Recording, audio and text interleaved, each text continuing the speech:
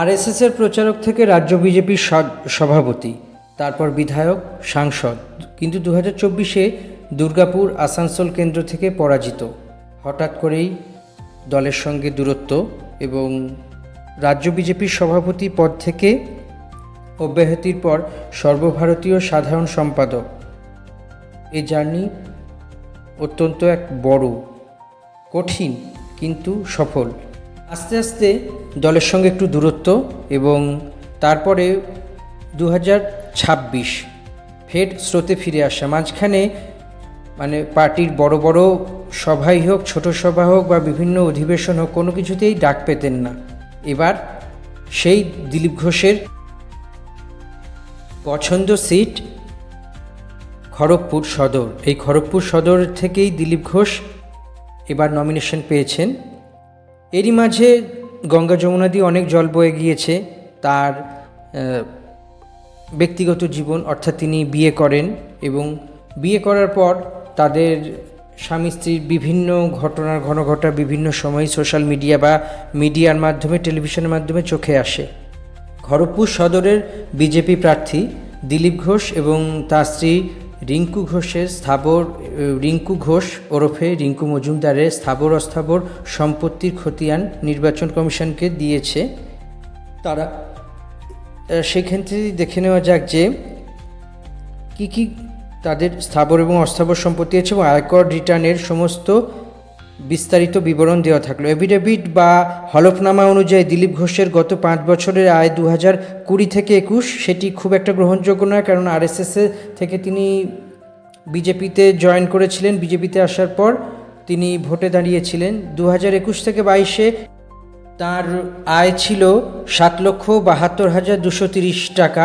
2022 থেকে 2023-এ 13,50,860 টাকা এবং 2023 থেকে 24-এ 9,33,950 টাকা এবং 2024 থেকে 25-এ 13,46,880 টাকা। দিলীপ ঘোষের আয়ের তথ্য থেকে স্পষ্ট বোঝা যায় 2021 থেকে 22-এ এর পরবর্তী বছরগুলোতে আয় একটু একটু করে বেড়েছে এবং 2023 থেকে 24-এ কিছুটা কমলেও 24 থেকে 25 অর্থাৎ এই গত অর্থ বছরে 13 থেকে 13 লক্ষের উপরে তার রোজগার। তার স্ত্রীর আয়ের যা হিসেব দেওয়া হয়েছে সেইগুলো এক নজরে দেখে নেওয়া যাক।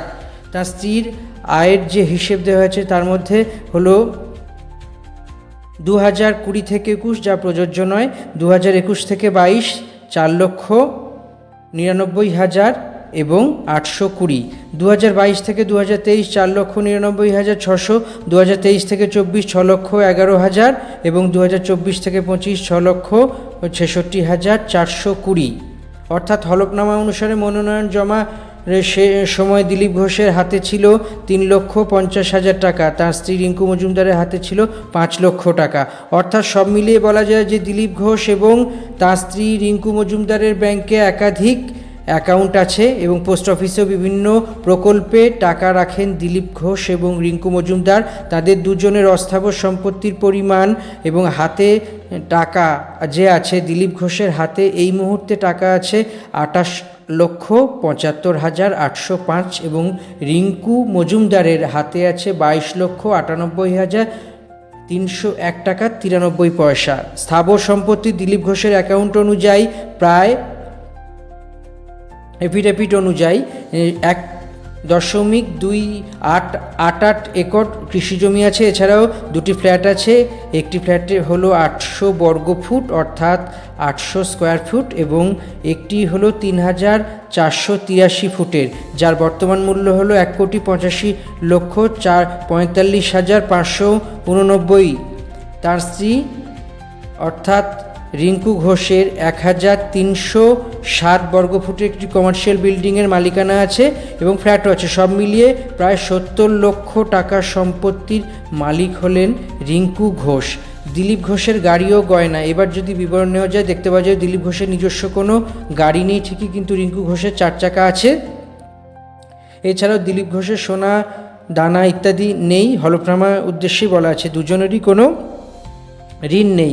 আইন কানুন, প্রাক্তন রাজ্য সভাপতি দিলীপ ঘোষের দাঙ্গায় উস্কানি একাধিক মামলায় অভিযুক্ত তুমি এবং সব মিলিয়ে 28টি মামলা রয়েছে দিলীপ ঘোষের বিরুদ্ধে। তবে কোনোটির ক্ষেত্রেই চার্জ গঠন করেনি। 2016 সালে বিধানসভায় প্রথমবার ভোটে দাঁড়ান, সেইখানে বিপুল জয় পাওয়ার পর খড়গপুর থেকেই তিনি বিধায়ক তালিকা থেকে জয় পান এবং খড়গপুর থেকে বিধায়কের তালিকা থেকে তার নাম মুছে 10বারের কংগ্রেস বিধায়ক জ্ঞান সিং সোহমপালের নাম তাকে পরাজিত করেন। এরপরে 2026 ফের পুরনো মাঠে দিলীপ ঘোষ।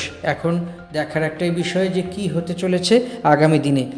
খড়গপুরের ওই আসনে ভোট এবং ফলাফল হলো 4 মে। সবাই অধীর আগ্রহে বসে আছেন কি হতে চলেছে। দিলীপ ঘোষ কি পুরনো মেজাজে আবার ফিরে আসবেন, নাকি অন্য কিছু ঘটনা ঘটবে, নাকি প্রদীপ সাহা বাজিমাত করবেন? সময় আর অল্প, তাই চোখ রাখুন।